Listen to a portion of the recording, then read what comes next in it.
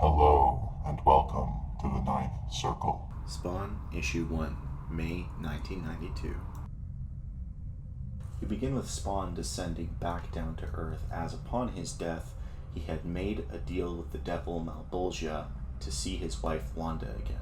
Now, of course, as it's commonly known, when you make a deal with the devil, you're going to get your end of the bargain in the most literal way possible. Not exactly what you wished for. So that's exactly what happens to Spawn. The very moment that he made that request to Malbolgia, he was of course in great agony, and couldn't have had the time nor the reflection to really understand how to make a deal with Malbolgia. His half-handed deal got him sent back to Earth so he could quote-unquote see Wanda. His memories were also a blur, not being exactly sure of the events that preceded his death. Interestingly, the fourth page of this issue lets us know that the death of Al Simmons had occurred in the year 1987, with this panel showing 3 different news outlets covering the death of Al Simmons. The first is CNN giving us the indication that Al Simmons was a very highly respected man by his country and by his fellow soldiers. He had saved the United States president from an assassination attempt, so of course his funeral was highly honored. The next one kind of nods at a larger conspiracy at play here and is a bit of a shout out to what's going to actually happen. And the last one is kind of silly, as it's just an entertainment channel covering the gossip and fashion of the whole event, mainly focusing around Wanda and Terry. And of course Terry is Al Simmons' best friend, who eventually confides Wanda and marries her, and kind of takes Al's place as her husband.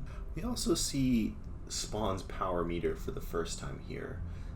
At first glance, it doesn't look like much, and also honestly a bit confusing because it looks like a countdown. It's just 4 nines separated by colons, but what it actually is Spawn's power level, and as you read through this series, you will notice these numbers to change. I'm going to be keeping track of it so we can later kind of determine what his points were, where he lost power and gained power. We are then introduced to detectives Sam and Twitch. They are investigating the murder of a gangbanger known as Carlo Giamatti. He was found thrown out of a building from the 34th floor with his heart in his mouth. Sam notes that there had been 3 dead hitmen in the last 48 hours, joking that the killer is some sort of volunteer cop, which is obviously not the case, as we'll find out later. We then see Spawn swoop down on a gang of men who seem to be trying to rape this woman.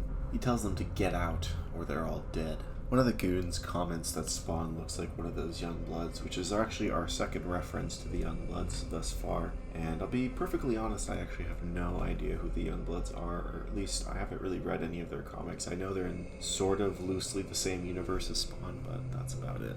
The supposed leader of the goons tries to pull a fast one on Spawn, and Spawn reminds him that that's not exactly a great idea.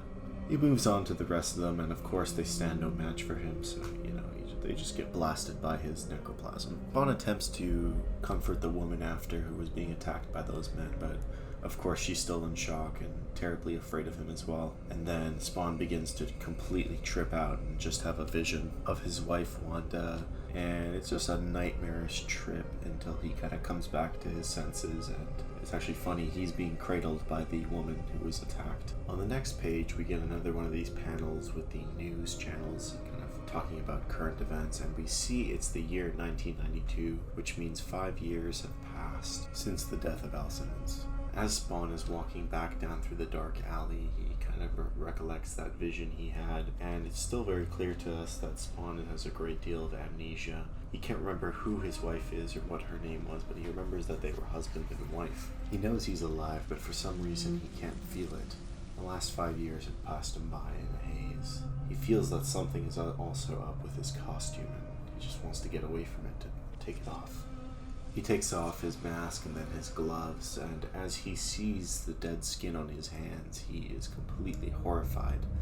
and shocked to what has happened to him. We then cut back to Sam and Twitch having a bit back and forth about the murders that occurred during this issue, and of course Spawn being the killer, they don't really know that. So in their perspective, it just looks like some government assassin killer gone rogue, and Sam comments on just how much power someone must have to do that much damage to those bodies. Spawn's power meter, or should I say energy meter, pops up again, and we see that 4 ticks have gone down, and it's actually at 9995 now, meaning his energy has been depleted by the confrontation with the goons attacking that woman. The final page gives us a glimpse at Malbolgia as he's cackling to himself, laughing at Spawn's expense, just letting him know that the trouble has just begun and things are going to get much, much worse.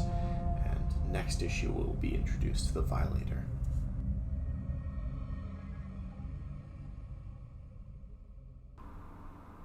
Hope you guys enjoyed the video. I had a lot of fun making it. As much as I love Spawn, I'd like to make more of these videos, so leave a comment and subscribe down below. Let me know what you think and if you'd like to see more.